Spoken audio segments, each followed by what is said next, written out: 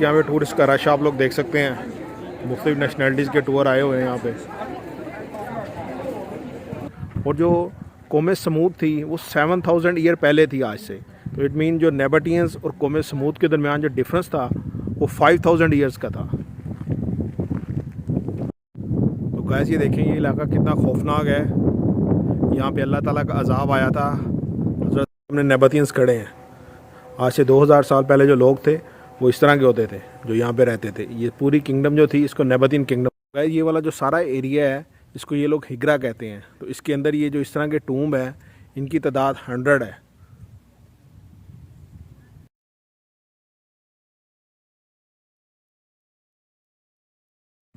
Guys तो हम मादन साले की तरफ जा रहे हैं जो कि अल-उला सिटी से 25 से 26 किलोमीटर के फासले पे है। तो रास्ते में हमने एक जगह पे स्टॉप किया है। ये छोटा सा पेट्रोल पंप है जहाँ पे हमने स्टॉप किया है। ये आप देखें।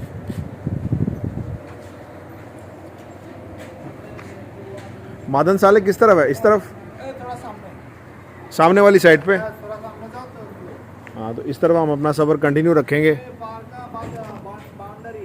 अच्छा अच्छा, तो इस तरफ हम जाएंगे। यहाँ से तकरीबन 25 से 26 किलोमीटर के फासले पे है मादन साले। तो वहाँ पे जाते हैं, आपको दिखाते हैं।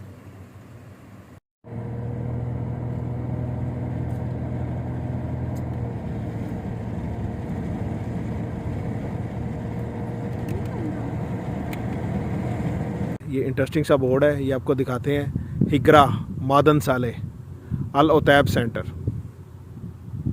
तो हम सही डायरेक्शन में जा रहे हैं। चले आए, चलते हैं आगे।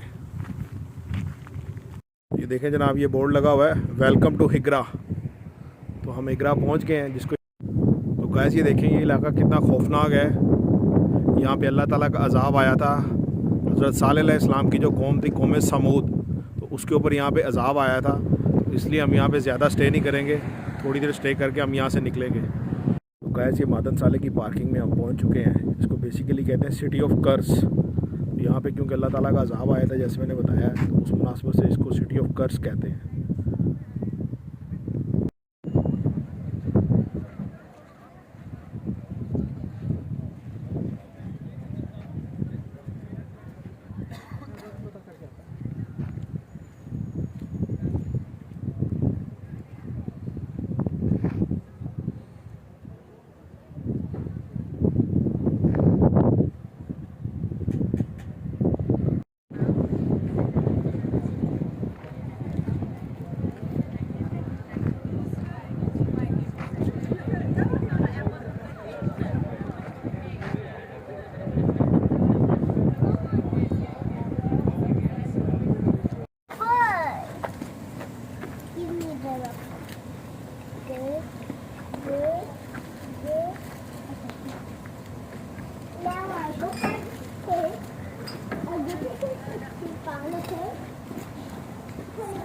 आप पार्किंग में आएंगे तो यहाँ पे इन्होंने वेलकम सेंटर बनाया हुआ है मादन साले के लिए। तो यहाँ पे आके आप टिकट लें, 90 रियाल की आपको टिकट मिलेगी।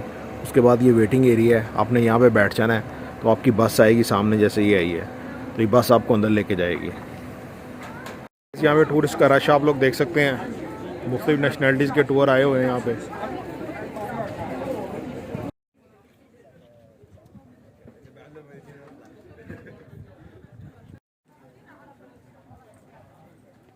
तो गाइस आपको जो 1 टिकट मिलेगी वो 90 रियाल की मिलेगी पर पर्सन। तो 90 रियाल की आपने टिकट लेनी है। सामने ये बसेस हैं, ये बसेस के अंदर आपने बैठ जाना है। ये सारा जो अंदर इलाका है जिसको मादन साले बोलते हैं, वहाँ का ये आपको टूर करवाएंगे। जाने के लिए 3 तरह की ट्रांसपोर्टेशन है। आप बस में जा सकते हैं 90 रियाल की टिकट लेके, ये हॉर्स कार्ट में जा सकते हैं, या इस तरह की लैंड रोवर बुक कर सकते हैं। अगर आप 4-5 लोग हैं, फैमिली है, तो आप इस तरह की लैंड रोवर बुक कर सकते हैं। इसकी जो प्राइस है 500 से 700 रियाल है। तो गाइस 2008 से पहले ये वाली जो साइट है इसको यूनेस्को वर्ल्ड हेरिटेज का दर्जा नहीं मिला था। 2008 के बाद इसको रिकॉग्नाइज़ किया गया है एज ए वर्ल्ड हेरिटेज। तो उसके बाद यहाँ पे टूरिज़्म बहुत ज़्यादा हो गई है। ये वाला जो सारा एरिया है इसके 3 नाम है, एक अल हिजर है, एक हिग्रा है और एक मादन साले है। तो इस पूरे एरिया के 3 नाम है। ये जो अल-उला सिटी है उससे तकरीबन 16 किलोमीटर के फासले पे है ये। तो गाइस हुआ ये था कि ये सारा इलाका कौम समूद का था। कौम समूद एक नाफरमान कौम थी और बुत परस्त कौम थी। अल्लाह ताला ने अपने नबी हज़रत सालेह अलैहिस्सलाम को इनकी तबलीग के लिए भेजा, जो कि यहाँ पे आए और उन्होंने इनको तबलीग की और बुतों की पूजा से मना किया। जबकि कौम इतनी नाफरमान थी, उन्होंने हज़रत सालेह अलैहिस्सलाम से मौजे का तकाज़ा किया। तो हुआ ये कि पहाड़ के अंदर से एक ऊँटनी नमूदार हुई। वो ऊँटनी का दूध ये सारी कौम पीती थी। वहाँ पे कुआँ था, कुएँ के अंदर से ऊँटनी एक दिन पानी पीती थी और एक दिन जो कौमें समूद थी वो पानी पीती थी। तो इस कौम के अंदर से 9 आदमी ऐसे पैदा हुए जो कि ऊँटनी के दुश्मन बन गए। उन्होंने क्या किया कि ऊँटनी की टांगें काट दी और उसको मार दिया। तो इसकी वजह से अल्लाह ताला का इस इलाके के ऊपर अजाब आया। एक चिंगाड़ की आवाज़ आई और कौमें समूद जो थी वो अपने गढ़ों के अंदर ऊँधे मुँह पड़ गई। तो ये इस इलाके की हिस्ट्री है। Is the Nabatean civilization. Haqla was one of the most important cities in the Nabatean kingdom. It thrived as a result of its strategic location on ancient trading routes and as a result of the skill and ingenuity of the Nabatean.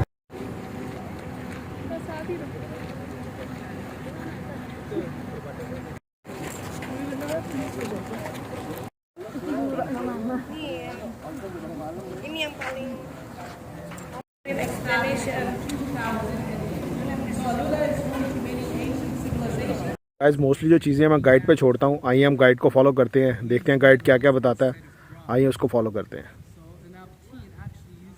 Al-Ula was really rich of underground water, which made the soil so fertile, making Al-Ula capable of providing many sources to all of the inhabitants and the civilization who chose to inhabit Haqla. So I'm taking you with me 2,200 years from now to the time of the Nabateans. Who were the Nabateans? Why did they come to Al-Ula and why did they inhabit Haqla? The Nabatean are Bedouin nomadic people and appeared during the 6th century BC. Their most famous capital city is Petra, but they built and created major cities. One of them was Haqla. So they began to migrate approximately 2,500 years, reaching to Al-Ula by the 2nd century BC, and then they began to develop their settlement. We are at Itlid Mountain. Itlid Mountain is the highest point looking into the whole northern part of the city Haqla. Here we have the Diwan. The Diwan is the dining area for most elite and important Nabatean individuals to discuss and gather political, tribal, and economic before entering to the sacred area called Asir.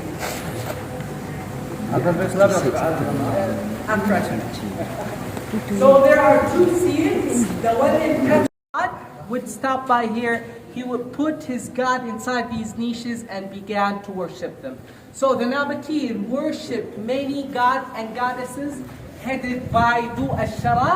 They included different aspects within their interpretation of the divine. So this is a man who came from a city in southern Syria called Busra. The man name is Shakuh ibn Tawra and his god is Dul A'rab. How could we know all of that? Simply by the inscription he left above. And these are the most pre-Islamic worshipped god by pagans.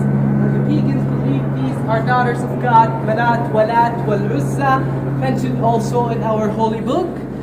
This is an eagle. We'll see the eagle carved on multiple tombs. The eagle could represent their chief god, Du Ashara.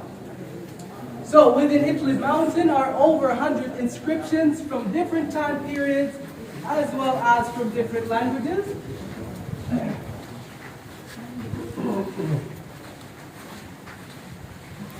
Now here, Bedouin.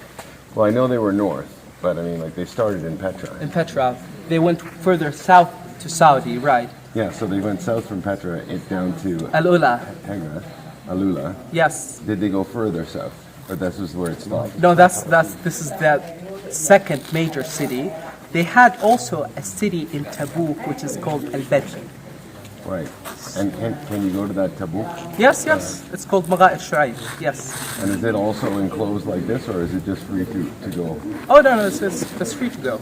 I mean, so you can like take a 4-wheel drive and drive to it, or? Oh yeah, absolutely. But they probably has their own regulations with just preserving the site. तो guys ये जो मादन साले का area है ये 52 एकड़ में फैला हुआ है। गाइस आज से 2000 साल पहले जो यहाँ पे लोग रहते थे उनको नेबातियंस कहते थे। तो ये वाली सारी नेबातियंस किंगडम थी जो कि जॉर्डन से लेके यहाँ तक फैली हुई थी। उनका जो पहला कैपिटल था वो पेट्रा था और उसके अलावा उन्होंने छोटे छोटे सिटीज़ बनाए हुए थे जैसे ये मादन साले है। तो यहाँ पे जो आज से 2000 साल पहले जो लोग रहते थे उनको नेबातियंस कहते थे। हमने नेबातियंस खड़े हैं। आज से 2000 साल पहले जो लोग थे वो इस तरह के होते थे जो यहाँ पे रहते थे। ये पूरी किंगडम जो थी इसको नेबातियन किंगडम्स कहते थे। You speak? I speak, he doesn't. You don't speak? No, he doesn't speak. So only you speak? Yeah, I only speak. Okay.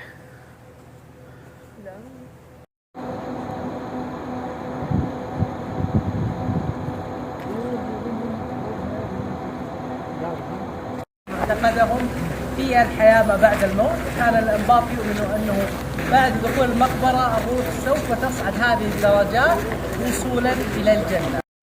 Several of the tombs here are owned, co-owned, and gifted by Nabatean women. Shows us that the Nabatean women had equal rights to man. They could own tomb, gift tomb, and co-own tomb. So we're standing by the tomb gifted from the wife of Eid ibn Ubad to him, sons, daughters, and descendants after them. How could we know the ownership of the tomb? Simply by the inscription, which has basic info about who's the owner of the tomb, who's allowed to be buried inside, and some tomb mention the social position of the owner of the tomb. So the first part of the tomb represents the Nabatean belief in the afterlife. So the Nabatean belief after getting inside the tomb, the soul will climb up the 5 steps reaching to heaven. But the other architectural elements used on the tomb is influences by many other cultures. So going down the horizontal line called Corniche. Corniche is mostly found in Egyptian temples as well as in Egyptian ancient structures. The 2 columns on the right and on the left is Roman influence, but we see the Nabatean crown on top of each one of them. The eagle could represent their main god, Dhu Ash-Shara. The triangle with the face of a woman is also a Greek influence. We see the Greek mythology Medusa. Rosettes and flowers are found among many ancient civilizations, and it symbolizes eternity and immortality, but it's mostly an Egyptian influence. So we'll go.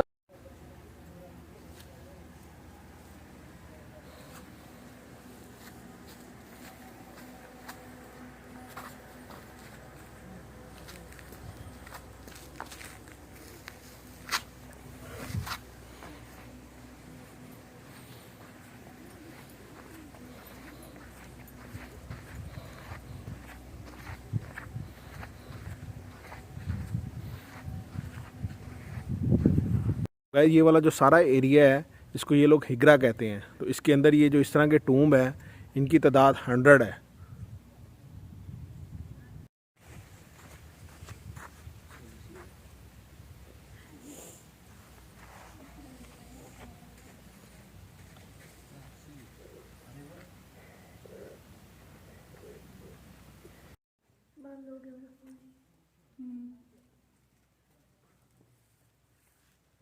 ये देखें उस ज़माने में जो भी shovel होगा ना या चीज़ल होगा तो उसके मार्क्स अभी तक हैं यहाँ पे।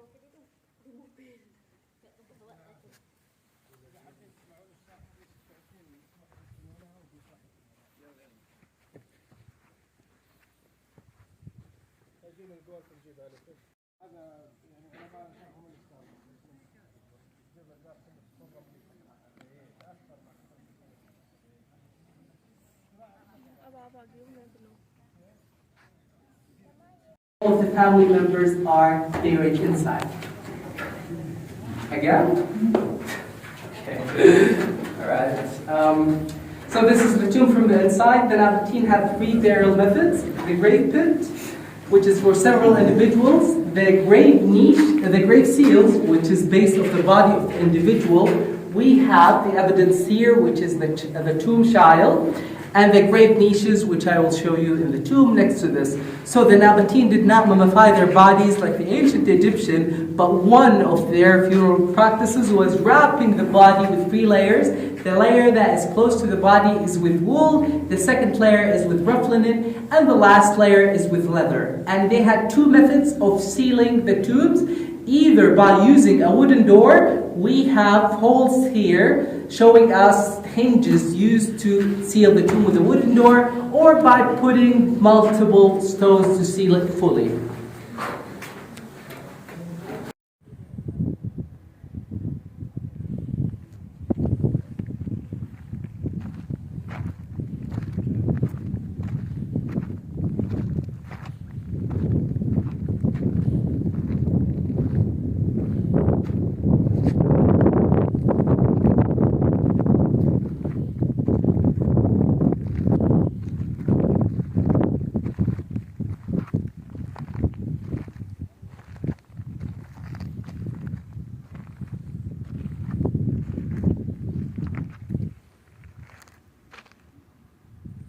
Site is called Madain Salih, cities of Hijra, and this site has been associated with the story of our Prophet Salih, and his miracle was the female camel, and his people killed the female camel, and then the punishment happened to them, and that's why many people call this the cursed land.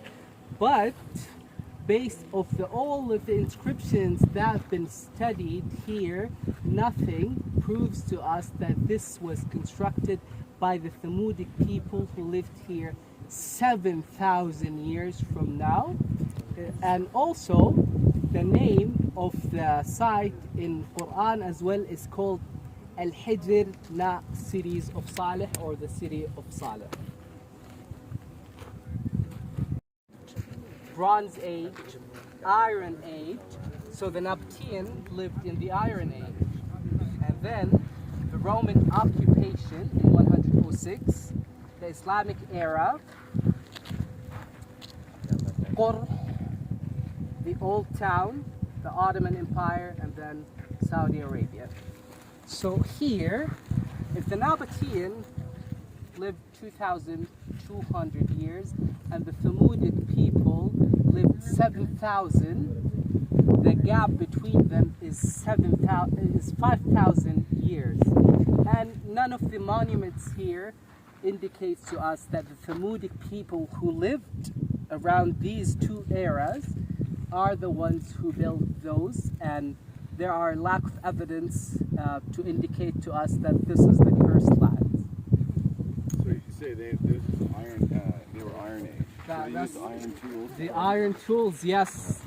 So the other evidence we have that they used also iron tools to construct the tombs, such as the chisels, pickaxe, and hammers. And have they been found around here? Any remnants? आज से 2200 years पहले यहाँ पे नेबाथियंस रहते थे iron age के अंदर। Mean iron जो है डिस्कवर हो चुका था, उसके टूल्स बन सकते थे, क्योंकि ये सारा जो इलाका है ये सारा सैंडस्टोन है, तो इसकी वजह से ये जो रॉक्स हैं ये सॉफ्ट हैं, तो उन्होंने इनको तराश के यहाँ पे घर बनाए हुए हैं, टॉम बनाए हुए हैं। और जो कौम समूद थी वो 7000 ईयर पहले थी आज से, तो इट मीन जो नेबाटियंस और कौम समूद के दरमियान जो डिफरेंस था वो 5000 ईयर्स का था। بعض الأشخاص اللي عندهم الخبرة في استطراق واستنباط المياه، البعض نسبهم إلى النبي إسماعيل، والبعض نسبهم إلى شمال منطقة نجد، وهذا سبب وجود الطراز النجدي في بعض هذه المقابر. لو تشوفها هذه طبعا هذا بحث الدكتور سليمان الذيب. تفضل غالي. هذه كأنها معكوسة. إيه هذه زي كذا. يا سلام. والثاني زي كذا. طبعا أيضا هذه قد يكون هذا الطراز الأحدث إنه لو سواه زي كذا راح ياخذ وقت أقل. الأربع درجات. هذه الواجهات في موقع الحجر، أعني واجهة مدفن.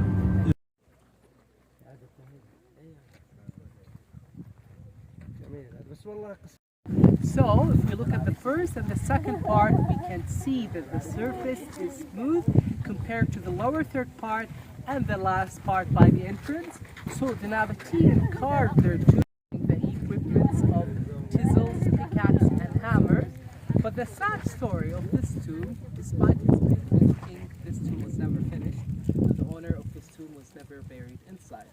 So, one theory suggests that Lahyan, son of Koza, could have been an important Nabatean army leader, died in the battlefield and buried there. The other theory, which is based off the inscription inside the inscription box above the eagle, which only reads and translates to Kharian, son of Koza, took it, that he might not have owned it in the first place, but took it from someone else. Does the tomb have steps carved inside it? Inside, no. It's literally just completely open and just one big sort of hall. Yes, so tombs here either have the grave pit, Yeah. grave seals, Yeah, or on the the grave niches. So the actual hollow part inside is only one floor though. Yeah. Well, this one, the other evidence we have that this is now finished. If you look at it from the outside, you might think, wow, this is like 4 floors. Yeah. But yes, It's just all one. I give this a lot. But if the interior of this tomb is only 3 meters high. Oh, really? Poor guy. Yeah, it's just, and it's empty. There's no chamber, no grave seals, no grave pit. There's nothing. See, it's empty. And that's also unfinished. Then, so did they build a sort of to start from the top down? Did they use a wooden scaffolding or how did they? Oh no, they didn't use ropes. They did not use scaffolding. So they would climb up the tombs, creating holes using these chisels. But then they would begin to flat the outcrop, creating what we can, to an extent, see. You see these rocks there, like chairs? They would create a platform to sit on it and carve the tomb from top to down and to avoid falling off the outcrop. Do you know how long something like this would take to make it? Or Yes, well, the study conducted on these tombs give us an estimate number. So this, considering this is the largest tomb here, this would take from 2 years to 6 months to construct a tomb like this. Because I guess that ultimately the sandstone is quite soft. That's awesome. So this is a, let me give you a good example. So here, the Nabatean did not just pick the mountains randomly. They would actually test the stones. Otherwise, they would have chosen the volcanic area to carve their tombs, which is not the best stone type for them. But as you have just mentioned, sandstone are so fragile and easier to carve compared to the other types of stone. Guys, if you like our vlog, please like, share and subscribe. Thank you very much.